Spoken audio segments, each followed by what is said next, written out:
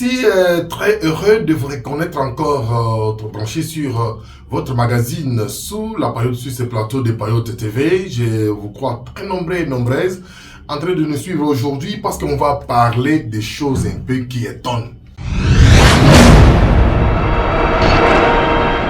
Des choses qui étonnent dans notre pays, c'est quoi? C'est de voir certains parlementaires interpréter mal la loi. Ou soit, moi je me pose la question. Vous savez, quand on est parlementaire, ce n'est pas pour rien, on vous appelle les honorables, les gens honorés, les gens à respecter. Mais au moment où certains d'entre vous interprètent mal la loi, c'est là où les bas blessent.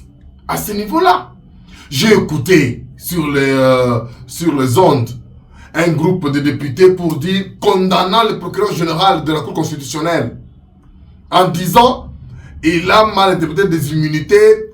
Vous avez déjà vu où une seule personne, il a un dossier ouvert au niveau de la justice. La même personne, c'est la même personne. C'est le même dossier pour lequel on avait demandé la levée d'immunité de Mme Pogno. Le dossier n'est pas encore clôturé, on continue le dossier, le monsieur s'est fait élire député national. On dit non, il y a encore deuxième immunité qu'il a dans les mêmes dossiers. Oh, pourquoi nos parlementaires, d'autres parlementaires, je parle d'autres parlementaires, pourquoi vous n'avez pas faire preuve d'une maîtrise de la loi, d'une maîtrise de rouage de la justice? Quand on a fait commencer ces dossiers de Bukangalozo, ce n'est pas quand Mme Pogno était sénateur. Mais ce n'était pas quand on a demandé la levée d'immunité. Avec celui qui est maintenant encore au bureau. Hein? Avec Batirkweb. Ce n'était pas ça. Mais au jour d'aujourd'hui, quand on vous dit maintenant, non, les choses ne peuvent plus se passer comme ça. C'est le même dossier. Pourquoi vous allez vous acharner sur le procureur général qui a fait que parler qui a fait que dire la loi? Pourquoi aujourd'hui vos immunités là, qui ont entériné vos immunités que vous parlez au Parlement, ce n'est pas la Cour constitutionnelle? Ce n'est pas la Constitution qui a validé vos mandats? Même s'il y avait un peu beaucoup de choses tout autour de ça, bon, on n'en revient plus sur ça. On va y revenir prochainement. Mais pour l'instant, vous devez quand même consulter, en tout cas des juristes, ou les gens qui connaissent bien la loi.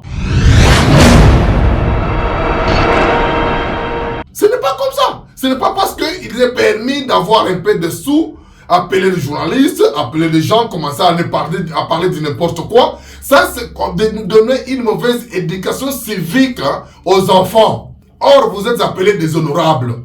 Je parle bien de ces groupes, de ces députés-là, qui ont parlé, non, les dossiers, c'était les dossiers des réalisations. C'est comme si quand on a commencé ces dossiers de Bukangalozo, quand Mme Pogno était au Sénat, elles vivaient au ciel.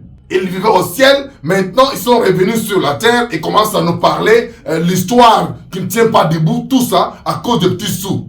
Non, nous devons respecter notre population, nous devons respecter notre pays. Nous devons respecter notre constitution, s'il vous plaît. En-delà de toute autre chose, nous devons respecter notre constitution. Et quand vous commencez à interpréter mal, à comprendre mal, à défendre vos intérêts, à défendre ce que vous avez dans vos têtes, et ce sera au profit de qui? C'est l'avantage de qui?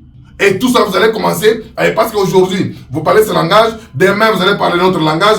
En tout cas, s'il vous plaît, prouvez que vous méritez d'être appelés les honorables. Prouvez.